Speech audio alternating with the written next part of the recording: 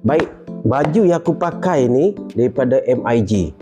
Kalau kau tengok, color dia pun cantik. Cuma dia bezanya, dia tak sama kain baju lain, dia ada grip kat sini. Dia tak ada grip. Tapi jenis kain polo. Yang aku sedapnya, syoknya pakai baju ni sebab dia collar dia terletak dekat sini. Tak macam baju collar yang lain ada yang menggelebih dah, tapi dia terletak.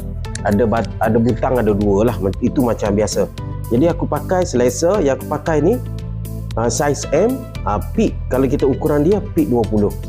Dia kita pakai, cuma dia tak ada belahan tepi. Ada setengah kain baju dia ada belahan tepi ni, tapi dia tak ada.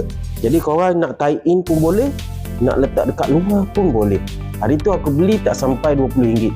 Jadi korang kalau dapat harga yang bawah RM20, terus grab. Sebab untuk orang lelaki memang smart. Collar dia memang cantik. Alright, aku ada sediakan link dekat beg kuning. Korang tengok lah berapa harga korang dapat. Grab lah satu atau dua helai untuk buat kerja, untuk pergi jalan-jalan. Okey, tengok dekat beg kuning sekarang.